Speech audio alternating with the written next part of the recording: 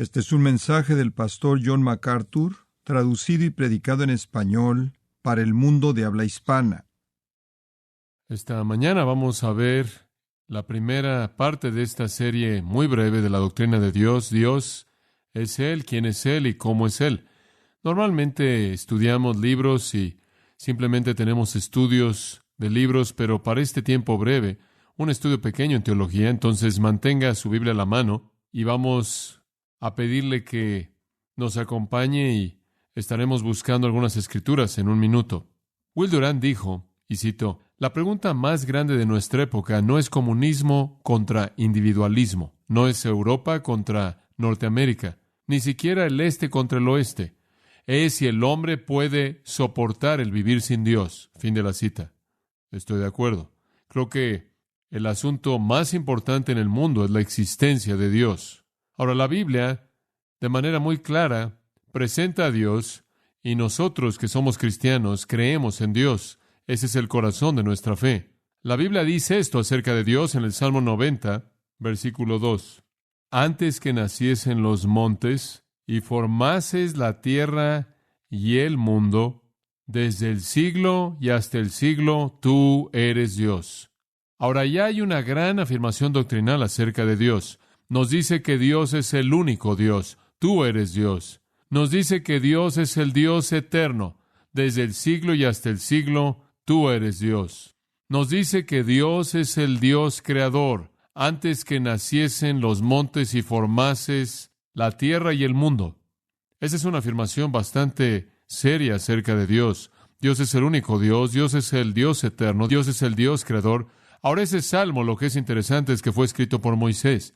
Y Moisés estaba expresando la naturaleza de Dios en contraste con la fragilidad del hombre. En el versículo 10, por ejemplo, Salmo 90, él hace la afirmación que el hombre vive 70 años y si realmente es fuerte, vive 80 años, pero inclusive después de esos 80 años, él descubre que su fortaleza, su trabajo y su tristeza pronto se acaba y dice, casi pensando, volamos. Él muestra la fragilidad del hombre y la pecaminosidad del hombre, y en contra de eso muestra el refugio, la seguridad, la naturaleza eterna de Dios. En el versículo 1, por ejemplo, él dice, Señor, tú nos has sido refugio de generación en generación. Siempre hemos encontrado nuestro refugio en ti.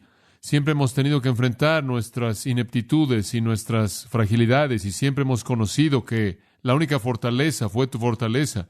Entonces vemos a Dios como el Dios eterno, el Dios creador, la fortaleza de su pueblo. Básicamente, ese es Dios. La pregunta que viene a la mente conforme comenzamos nuestro estudio es el hecho de que algunas personas dicen que los cristianos simplemente han inventado este Dios. De hecho, que toda persona en el mundo que tiene religión simplemente ha postulado esa religión o ha sido víctima de algún ancestro que lo hizo cuando de hecho realmente no hay nada sobrenatural en absoluto.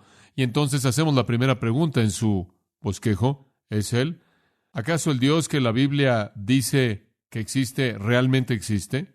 ¿Es Él? Sigmund Freud dijo, y no lo cito con frecuencia, Sigmund Freud dijo que el hombre creó a Dios, lo cual, claro, es lo opuesto a lo que la Biblia dice, que Dios creó al hombre. Freud dijo en su libro El futuro de una ilusión, y usted recordará que Freud fue el psiquiatra vienés a quien se le dio la responsabilidad de ser el que dio lugar al psicoanálisis moderno. Pero Freud dijo en su libro El futuro de una ilusión que el hombre necesita tan desesperadamente seguridad y debido a que él tiene temores tan profundamente arraigados y debido a que él vive en un mundo amenazante en el que él tiene muy poco control sobre sus circunstancias, él inventó a Dios para sacarlo cuando él necesitara algo.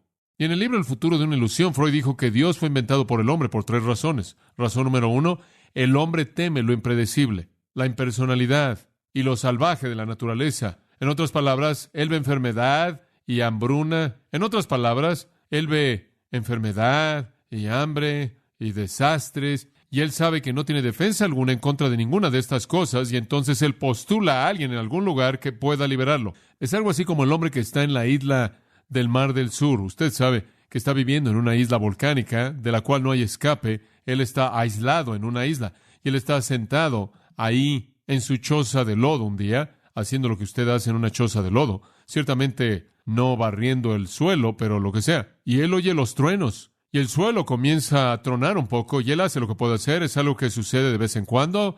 Es una isla volcánica. Él prepara su pequeña choza y se asegura de que los niños estén seguros y que todo esté bien. Consuela a su esposa un poco, y después los truenos se vuelven severos, y él sale de la choza, ve hacia arriba, y él ve que lava está saliendo de la parte de arriba del volcán. Ahora él se da cuenta de que preparar la choza no va a tener mucho efecto, y tampoco lo va a tener el consolar a los hijos. Cuando la lava comienza a bajar por el costado del volcán, no hay manera de salir. Y entonces él inmediatamente solo tiene una cosa, y eso es buscar una especie de salida sobrenatural, superhumana, para sacarlo. Entonces Freud dice que él inventa a Dios. La segunda cosa que Freud dijo que causó que los hombres inventaran a Dios fue que el hombre tiene miedo debido a sus relaciones con su prójimo. Debido a que el hombre con tanta frecuencia siente que el resto de la gente lo trata mal y quiere postular una especie de árbitro divino, una especie de Dios cósmico con un super silbato, quien últimas puede detener la jugada y darle a todo el mundo lo que merece. Alguien quien va a corregir las cosas, aun si a usted no le han salido bien las cosas. Freud, en tercer lugar, dijo que el hombre ha inventado a Dios porque él teme la muerte y la extinción. Entonces él quiere encontrar a un Padre Celestial, a una persona feliz en algún lugar que lo va a llevar a un lugar feliz, porque él no puede soportar el hecho de que va a dejar de existir, y entonces él postula el cielo. Ahora, esa es la perspectiva de Freud de Dios. No hay Dios excepto en la imaginación del hombre. No hay prueba para eso. Eso salió de su propia mente corrupta, como el resto de las otras cosas que él generó. No hay ninguna prueba en absoluto para eso, y es totalmente imposible de defender. Sin embargo, hay muchas personas que lo han creído. Inclusive muestra una perspectiva más bien simplista, ignorante de la religión, porque si usted realmente examina la religión, descubrirá que cuando el hombre manufactura un Dios, él rara vez inventa un Dios que libra. Normalmente es un Dios opresivo que continuamente tiene que ser apaciguado. ¿Alguna vez ha notado eso? Yo más bien estaría en desacuerdo con Freud y postularía exactamente lo opuesto, y le ofrezco esto para que lo piense usted.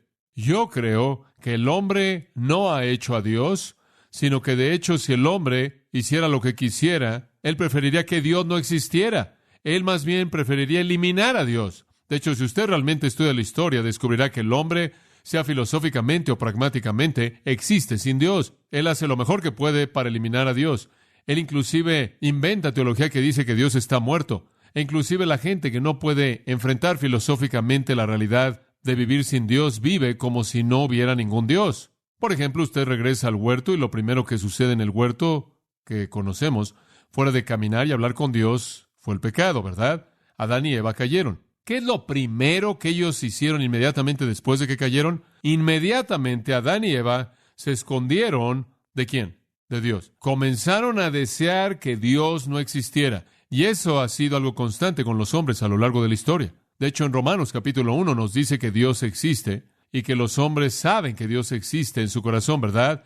Lo que de Dios se conoce les es manifiesto, y dice en el versículo 20, habiendo conocido a Dios, versículo 21, habiendo conocido a Dios, en el versículo 28 dice esto, Romanos 1:28, pero no quisieron retener a Dios en su conocimiento. ¿Alguna vez ha leído eso? El hombre no ha hecho a Dios, el hombre ha deseado que Dios no existiera. Entonces yo diría que Freud está totalmente equivocado. El hombre no ha inventado a Dios.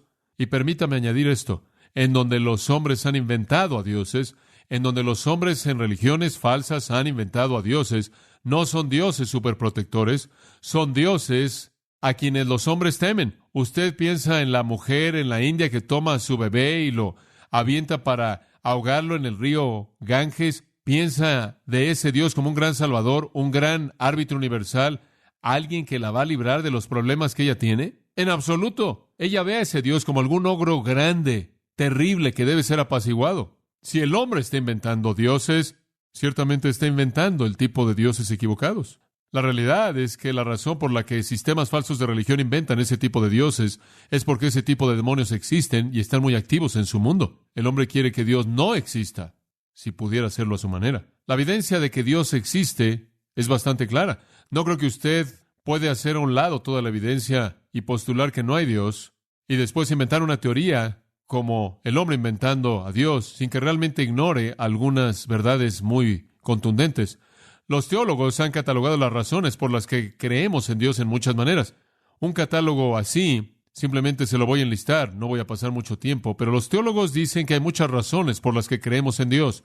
Y no pueden probar a Dios, pero ciertamente pueden mostrarnos que hay más razón de creer en Dios que razón para no creer en Él, ¿verdad? Escucha esto. Como cristianos aceptamos un gran milagro, Dios. Un gran milagro, Dios. Y todo lo demás tiene sentido. Un ateo niega a Dios y tiene que tener un milagro para cualquier otra cosa.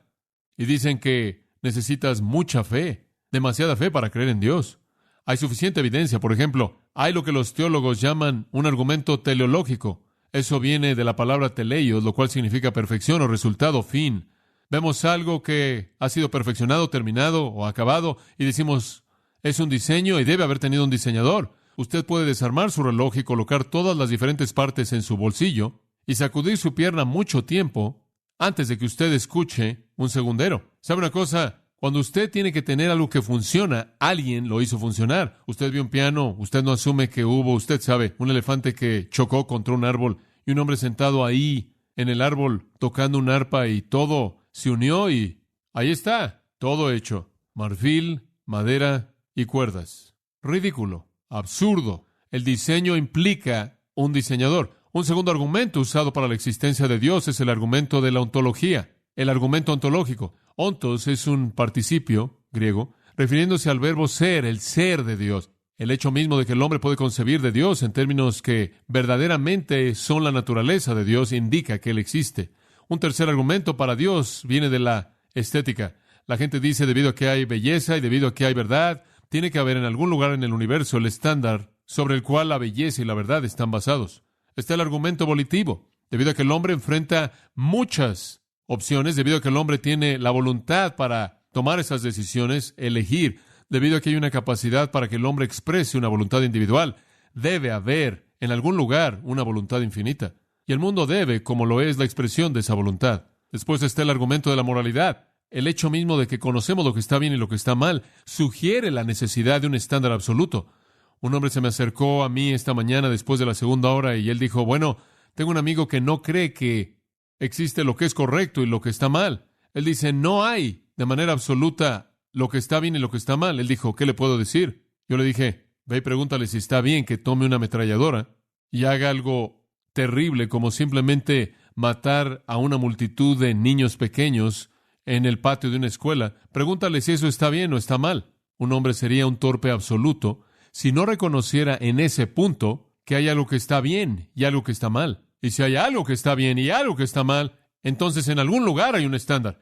Y si hay un estándar, entonces más vale que descubramos de ese estándar qué más está bien y qué más está mal. Ese es el argumento de la moralidad. Después está el argumento de la cosmología. No como una persona dijo, cosmetología, cosmología. Gran diferencia. Cosmología es el argumento de causa y efecto. Como puede ver, solo hay dos perspectivas del universo. O Dios es, y eso tiene sentido, o Dios no es, y entonces tenemos algunos problemas. Por ejemplo, la ecuación de Dios no es nadie por nada equivale a todo. Eso es un poco difícil de creer. Usted ve el universo y dice, nadie por nada equivale a todo. La otra posibilidad es que alguien por algo de la nada equivale a todo, y eso tiene sentido. Como puede ver, la cosmología es el argumento de causa y efecto. Cosmos, el mundo, el efecto, el universo. Lo vemos y decimos alguien lo hizo. Y conforme definimos el mundo, aprendemos más acerca del que lo hizo. Por ejemplo, la causa del movimiento perpetuo debe ser poderosa.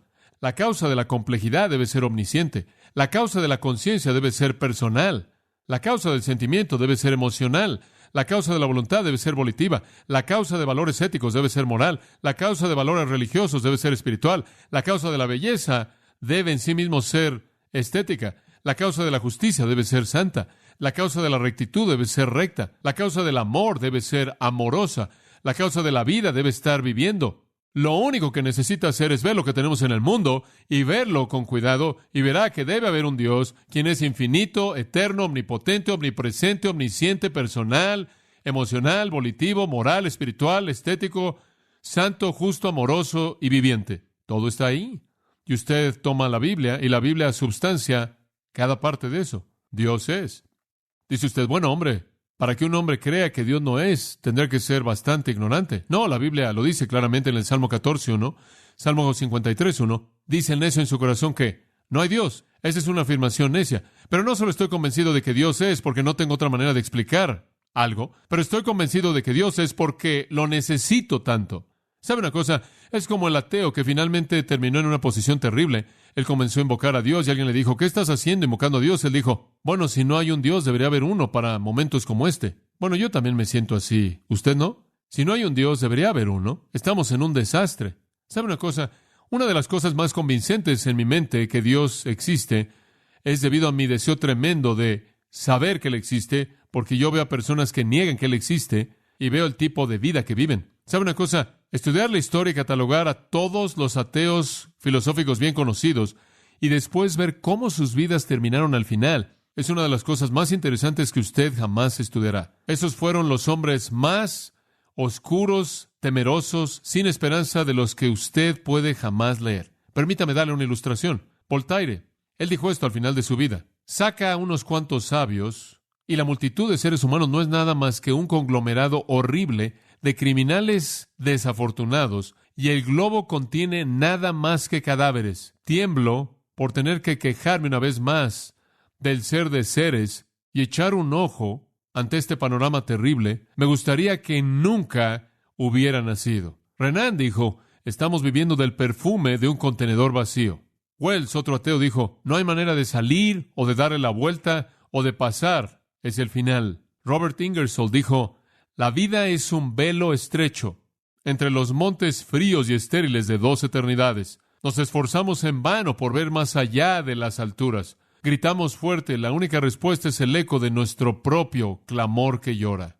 Mark Twain dijo esto, muchos hombres nacen, trabajan y sudan y luchan por el pan, se pelean y se gritan y luchan, se esfuerzan por tener una pequeña ventaja el uno sobre el otro, la edad los alcanza, las debilidades los siguen, las vergüenzas y las humillaciones derriban sus soberbias y sus vanidades, aquellos a quienes aman son quitados de ellos, y el gozo de la vida se ha convertido en una tristeza dolorosa. La carga del dolor y la preocupación y la miseria se vuelve más pesada año tras año. Con el tiempo, la ambición está muerta, la soberbia está muerta, la vanidad está muerta, el anhelo por la liberación está en su lugar. Finalmente viene la muerte. El único regalo sin veneno finalmente llega, la muerte.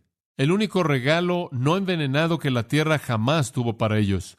Y se desvanecen de un mundo en donde no fueron de consecuencia alguna, en donde no alcanzaron nada, en donde fueron un error y un fracaso y una necedad, en donde no han dejado letrero de que han existido, un mundo que los lamentará un día y los olvidará para siempre.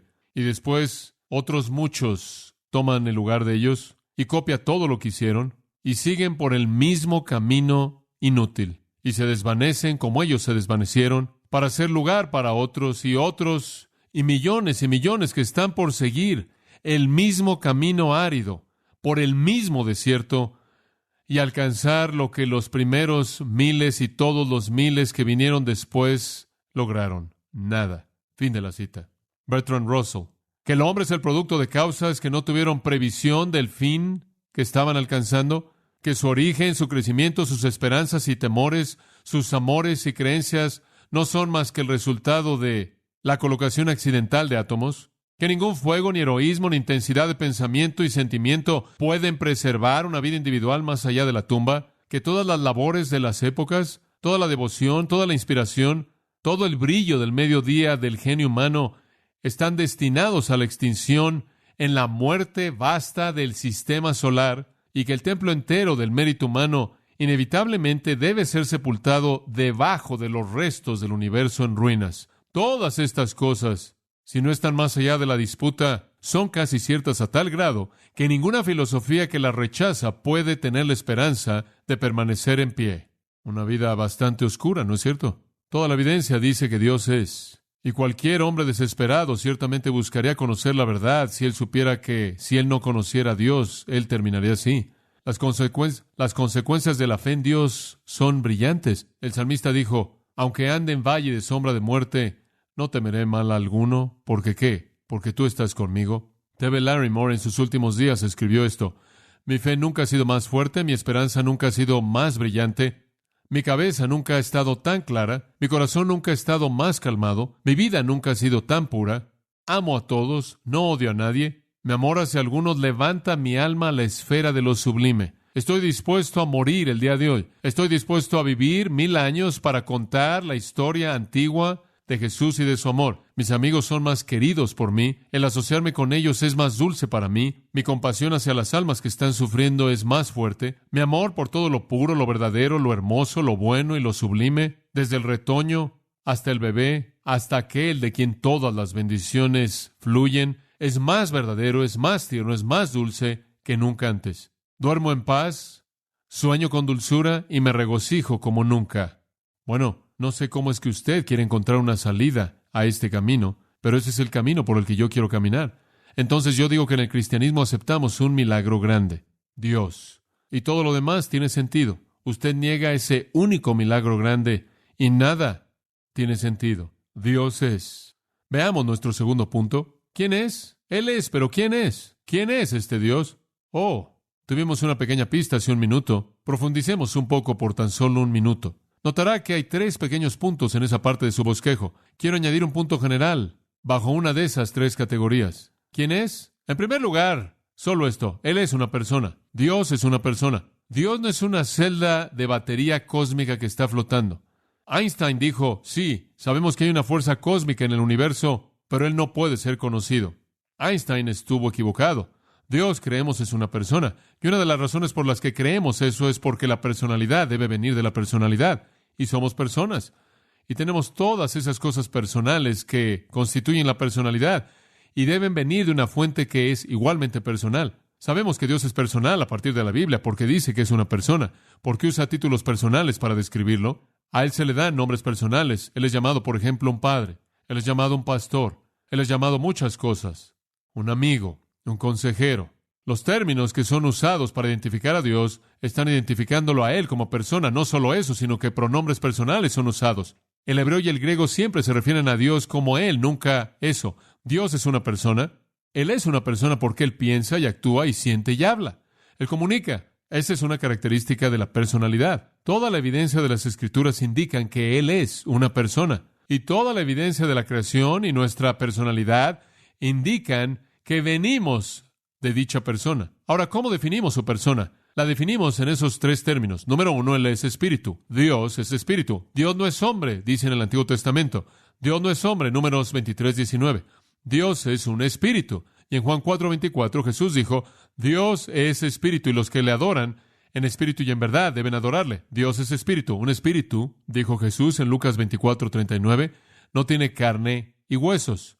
Dios no es un cuerpo. Dice usted, pero la Biblia dice, sus ojos miran la tierra, su brazo no se ha cortado para no poder sanar, su diestra es una diestra poderosa. Sí, pero eso es lo que llamamos antropomorfismos. ¿Sabe lo que es eso? Esos son términos usados para hablar de Dios en el cuerpo de un hombre, como si Dios fuera un hombre. ¿Por qué? Porque si dijera, Dios ve la tierra, ¿por qué? Porque si no dijera, Dios ve la tierra con sus ojos, usted no entendería eso. Entonces no hay sentido en decirlo. Cuando usted dice, si Dios oye, usted inmediatamente asume que hay un oído porque eso es lo único que conoce. Entonces usted piensa en Dios en términos humanos. La Biblia simplemente se acomoda a eso. Pero no exagere y haga de Dios un hombre, como algunas de las sectas lo han hecho. Usted tiene muchos problemas con eso, porque ¿sabe usted que en algunos lugares en la Biblia habla de las plumas de Dios cubriéndolo a usted? Dios tampoco es un ave. Dios no es un hombre. Dios es un espíritu. Se habla de Él, en términos de 1 Timoteo 1:17, como ser el Dios invisible. Ningún hombre jamás verá a Dios, ningún hombre jamás ha visto a Dios. Para que usted vea a Dios, usted tendría que ser Dios.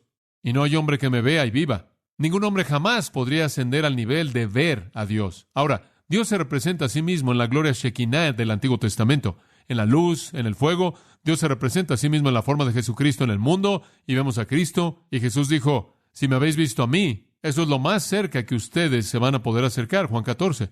No podemos ver a Dios porque Dios no puede ser visto, Él es invisible. Él puede escoger manifestarse a sí mismo de alguna manera, limitando su persona total a alguna cosa visible, y al hacerlo revelarse a sí mismo, pero eso no es la totalidad de Dios. Dios es espíritu. Me da gusto que Él es espíritu porque Él también es espíritu omnipresente. Hablaremos de eso la próxima semana. Ahora, Dios es espíritu, número 1. Número 2, Él es uno. Dios es uno. Y no hay muchos dioses. ¿Sabía usted eso? Solo hay un Dios, eso es todo, solo uno. Oye Israel, Deuteronomio 6:4, gran afirmación, la clave para todo, realmente para un judío. Jehová nuestro Dios, Jehová uno es, eso es todo. Estaban viviendo en medio de una sociedad politeísta, multiplicidades de dioses, y estaban diciendo, solo hay un Dios. Dice usted, sí, pero ¿qué acerca de Jesús? Él vino más tarde y él dijo ser Dios. Él es Dios número 2. ¿Hay por lo menos 2? No. Marcos, capítulo 12. Le voy a mostrar algo muy interesante. Quiero mostrarle algo acerca de cómo Jesús se vio a sí mismo en términos del concepto de un Dios. Y Jesús respondió, Marcos 12:29, esto es lo que él dijo, el primero de todos los mandamientos es este, y él lo reitera, oye Israel, el Señor nuestro Dios, uno es. Y amarás al Señor tu Dios con todo tu corazón, con toda tu alma, con toda tu mente y con todas tus fuerzas. Ahora escúchame, si Jesús viniera, como algunos dicen, y estuviera diciendo, además de Dios, está Jesús Dios, ambos somos Dios, entonces él nunca habría dicho esto. Oye Israel, el Señor nuestro Dios, uno es. Y después él lo siguió al decir, ámalo con todo tu corazón, con toda tu alma, con toda tu mente. Si Jesús por igual se hubiera estado comparando a sí mismo y estuviera diciendo, yo soy otro Dios, él entonces habría tenido que decir, dividan su lealtad entre los dos de nosotros. Cuando él dice, ama a Dios con todo, él está diciendo que él es el único que hay. Al mismo tiempo, él está diciendo ser ese mismo Dios. ¿Lo ve? Gran afirmación de su propia deidad. Sin embargo, está diciendo que él es Dios. Él está diciendo al mismo tiempo, aunque hay dos personas, hay un Dios y usted puede entregar su lealtad total a ese Dios. Esa es la razón por la que él dice todo tu corazón y mente, fuerza y todo, porque solo hay un Dios, no hay competencia, usted no necesita dividir su lealtad. Esa es la potencia del pasaje. Dios es uno. Allí en 1 Corintios capítulo 8, Pablo estaba resolviendo otro de los problemas corintios y tenían un problema porque estaban viviendo en una sociedad pagana en donde habían muchos dioses. Habían ídolos por todos lados, y la gente hacía esto. Traían sus ofrendas a sus dioses y comúnmente les ofrecían alimento. Si usted quería descender y adorar al Dios que usted quisiera, quizás usted era un admirador de Marte o alguien así, o de Diana, Artemis, usted iba y llevaba un pequeño montón de alimento y usted entraba a su templo y usted presentaba su pequeña ofrenda delante de su Dios. Claro, nadie estaba en casa, pero usted no sabía eso. Y usted colocaba su alimento ahí. Bueno, después de que colocaba su alimento ahí, no nada más se quedaba ahí. Los sacerdotes que operaban el pequeño lugar de donde usted salía, tomaban el alimento que usted había traído y lo sacaban por atrás y tenían un pequeño mercado y estaban vendiendo el alimento, la comida. ¿Por qué no? Sacaban dinero. La gente iba a adorar y vamos a sacar algo de utilidad y vamos a mantener la operación funcionando. Entonces salían por atrás y vendían las cosas que usted compraba. Bueno, lo que sucedía es que los cristianos iban ahí al mercado, estaban buscando una buena oferta, encontraban una oferta y compraban el alimento. Bueno, lo que pasaba es que estaban comprando la del mercado que salía de la parte de atrás del templo. Entonces algunos de los cristianos estaban molestándose mucho porque otros cristianos estaban comiendo comida ofrecida a ídolos. Y salían a una pequeña cena y preguntaban, ¿dónde conseguiste tu alimento? Bueno, lo conseguimos en el... no me voy a comer eso. Eso fue ofrecido a ídolos. Habían todo tipo de problemas que estaban pasando ahí en términos de su comunión. Entonces Pablo está escribiendo aquí para decirles qué hacer con este asunto. Versículo 4, 1 Corintios 8. Acerca pues de las viandas que se sacrifican a los ídolos, sabemos que un ídolo nada es en el mundo. Ahora, ese es su punto. Un ídolo no es nada. Disfruten. Si es la mejor oferta en el mercado, cómprenla. Coman. No va a ser nada de diferencia. De cualquier manera, no hay nada ahí. Un ídolo no es nada. Observe el final del versículo 4. Y que no hay más que un Dios. Eso es todo. Solo uno. Pues aunque haya algunos que se llamen dioses, sea en el cielo o en la tierra, como hay muchos dioses y muchos señores, para nosotros, sin embargo, solo hay un Dios, el Padre, del cual proceden todas las cosas, y nosotros somos para Él, y observe esto, y un Señor Jesucristo. Dice usted, bueno, espera un minuto. ¿Tienes uno y uno? Eso equivale a dos. No, escuche. Hay un Dios, el Padre, del cual proceden todas las cosas, y nosotros somos para Él, y un Señor Jesucristo, por medio del cual son todas las cosas, y nosotros por medio de Él. Ahora escúcheme, ¿cómo es que todas las cosas pueden ser por Dios Padre, y todas las cosas ser por el Señor Jesús, y nosotros ser por Dios, y nosotros ser por el Señor Jesús, a menos de que ambos sean el mismo? como puede ver, otra afirmación de la deidad absoluta de Jesucristo sin dividir a Dios en dos partes. Dios es uno. 1 Timoteo 2:5 es lo mismo. Hay un Dios, eso es todo. Un Dios. No muchos. Ahora usted puede simplificar su vida religiosa. Solo hay un Dios. Dice usted, ahora espera un minuto, John. Salmo 82, yo conozco el versículo. Yo también lo conozco. Salmo 82 dice, a los gobernantes de Israel, y vosotros sois dioses. Y algunas personas han dicho, porque Dios dijo eso. Dios dijo, vosotros sois dioses. ¿Qué significa? ¿Qué quiere decir Él? Son dioses. ¿Quiere decir Él que hay muchos dioses? No. En el Salmo 82 Él está hablándole a los jueces de Israel. Y Él no está hablando de su esencia, sino que Él está hablando de su función. Él está diciendo, ¿saben una cosa? Ustedes que están sentándose, juzgando a Israel, están sentándose en el lugar de Dios. ¿Entiende usted ahora lo que Él quiere decir? Ustedes están juzgando como si Dios estuviera ahí. Ustedes están sentándose en el lugar de autoridad de Dios. Y ustedes han pervertido, y en el siguiente versículo Él los va a confrontar. Entonces es obvio que no son iguales a Él como dioses santos, o de lo contrario no lo estaría diciendo. Y después el siguiente versículo dice, levántate, oh Dios, y hazlo. 3. Y es apropiado que este sea el número 3. Dios tiene 3 personas. Dios es un espíritu, Dios es uno, Dios es 3. Ahora, la gente siempre ha dicho, bueno, no puedes probar a la Trinidad. Bueno, la manera más simple de probar a la Trinidad es simplemente leer la Biblia desde el principio hasta el final. Usted siempre termina con las mismas 3 personas operando. Es algo total. Pero simplemente para mostrarle algunos versículos que son muy interesantes. Génesis 1 dice, en el principio creó Dios. Y la palabra para Dios es Elohim. Y cada vez que hay un im, una terminación im al final de una palabra hebrea, es un plural. Es como ese en español. Perros, gatos, etc. Es plural. Im es plural. En el principio creó Dios es plural.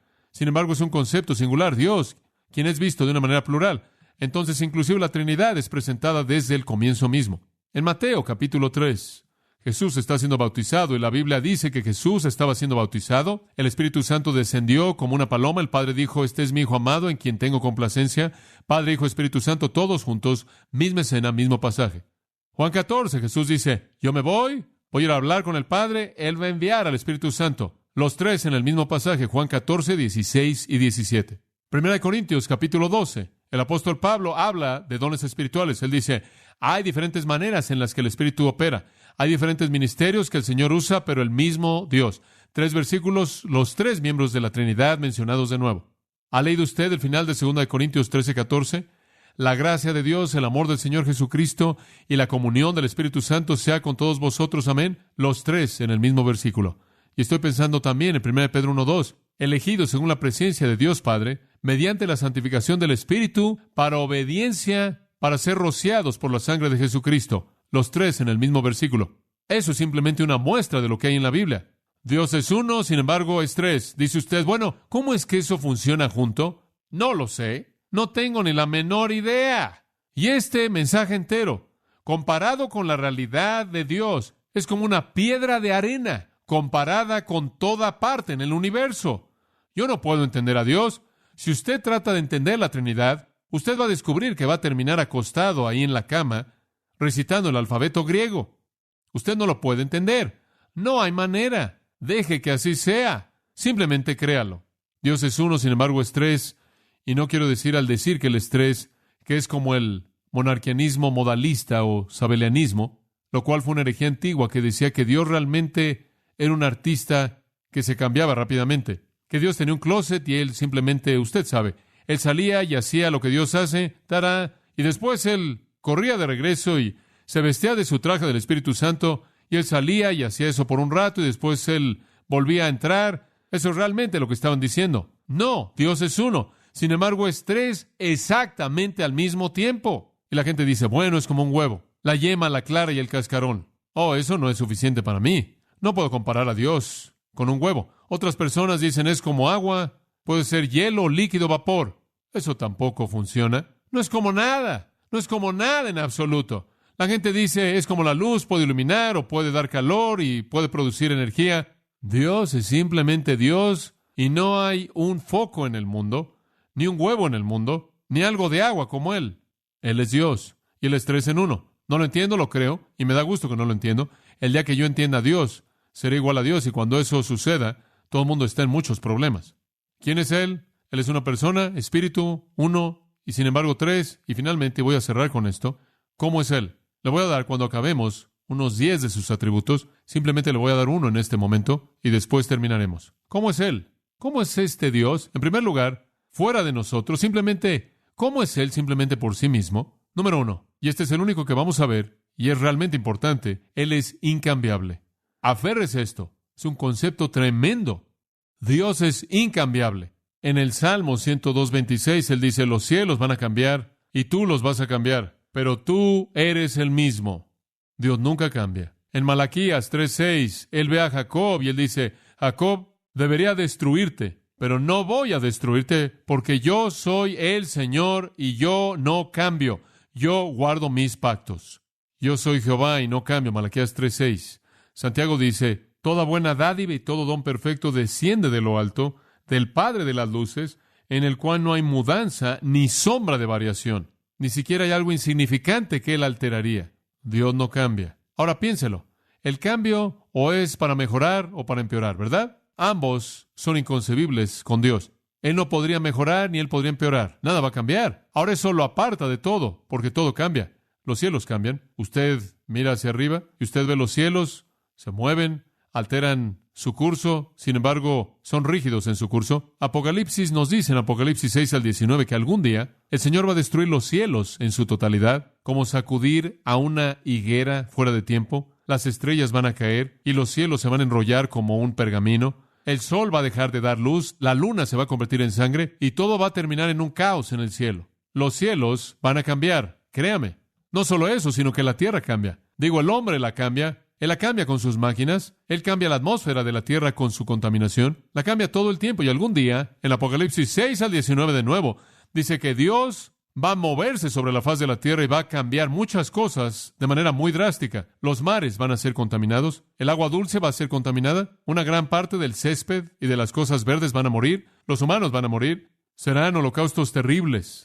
Granizos de varios kilos de peso van a caer. La faz de la tierra va a ser cambiada. Ya ha sido cambiada una vez por el diluvio y volverá a ser cambiada. Los elementos se derretirán con calor ardiente cuando la tierra sea consumida. Los impíos van a cambiar. Ellos cambian todo el tiempo. La gente impía simplemente cambia, fluctúa. Sus lealtades cambian. Sus actitudes cambian. Algún día su identidad entera va a cambiar cuando se encuentren a sí mismos frente a un Dios santo, y lo que piensan que es una manera feliz de vivir va a resultar ser algo trágico conforme pasan una eternidad sin Dios.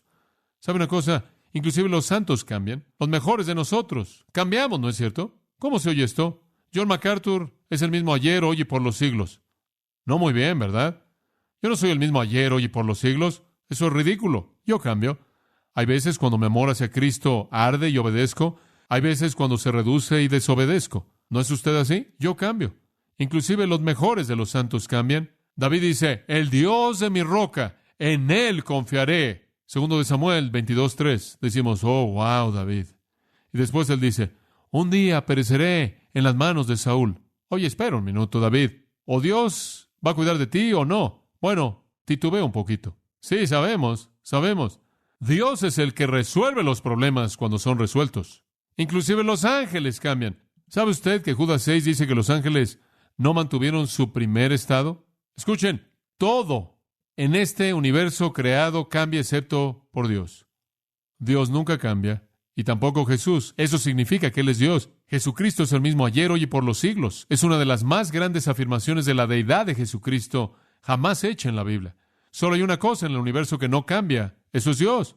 ¿Qué quiere decir eso para los piadosos? Y únicamente le voy a dar esto. ¿Qué significa esto para mí como cristiano que Él no cambia? Le voy a decir lo que significa. Significa consuelo para mí. Escuche, si Él me llegó a amar, me ama para siempre. Si Él me perdonó para siempre. Si Él me salvó para siempre. Si Él me prometió algo, Él me lo prometió para siempre. Mi Dios no retarda su promesa. Romanos 11 dice, porque irrevocables son los dones y el llamamiento de Dios. Dios no cambia de parecer. ¿No le da gusto a usted eso? Y Él puede verme y decir, MacArthur, realmente debería aplastarte, pero yo soy el Señor y no cambio. Y dice en una de las porciones más poderosas de las Escrituras, y no sé si usted está familiarizado con esto, pero voy a tomar un minuto simplemente para leerle este pensamiento. Si no permaneciéramos fieles, 2 Timoteo 2:13, Él permanece fiel. Él no puede negarse a sí mismo. ¿Sabe usted en qué se basa su salvación y la seguridad? ¿En qué está basada? La naturaleza incambiable de Dios, la naturaleza absoluta de Dios. Jeremías 31:3 dice esto: con amor eterno te he amado. Si Él llegó a amarlo a usted, lo amó para siempre. Los montes serán quitados, dijo Isaías, pero mi misericordia no se apartará de ti, ni el pacto de mi paz será quitado. Mi consejo permanecerá, Isaías 46:10 dice. ¿No es paradójico que para que nosotros estemos relacionados de manera apropiada con un Dios incambiable, tenemos que atravesar por un cambio drástico? Esa es la única manera, ¿verdad? Para estar relacionado de manera apropiada con un Dios incambiable, tenemos que atravesar por un cambio drástico. Jesús le dijo a Nicodemo: os es necesario nacer de nuevo. Dice usted: bueno, MacArthur, has evadido varias escrituras. Hay una I en Amós capítulo 7. Hay una I en Génesis 6:6. Hay una I en Jonás 3:10 y dicen: ¿se arrepintió el Señor por haber hecho esto? Tiene razón. Es correcto. Pero dice en Números 23:19, el Señor no es hombre para que se arrepienta. Ahora, ¿cómo es que puede decir que el Señor no se arrepienta y después 3 veces dice que se arrepintió? Bueno, usted tiene que entender la situación. Y es injusto simplemente unir todo eso sin ver la situación. Dios no cambia. Escucha esto. Dios no cambia. Eso es claro. Él nunca cambia. Dios nunca cambia su voluntad. No obstante, dentro de su voluntad, Él puede desear un cambio bajo ciertas circunstancias. Por ejemplo, Dios le dice a Nínive: tú, Nínive, vas a ser aplastada. ¿Por qué? Ciudad pecaminosa. Después Dios dice: Jonás, ¿puedes ir ahí? ¿Y usted recuerda lo que sucedió? Él tomó un camino corto en un pez largo, pero finalmente llegó ahí. Y cuando él llegó ahí, él predicó. Y la ciudad entera se arrepintió. Y Dios vio y dijo, dice en la Biblia, Dios se arrepintió de lo que él habría hecho, y en lugar de eso, él los bendijo. ¿Acaso realmente Dios cambió su voluntad? No es que Dios cambió. ¿Qué fue? Fue Nínive quien cambió. Dios dijo: vas a ser castigada, Nínive. E iban a ser castigados por la manera en la que estaban viviendo.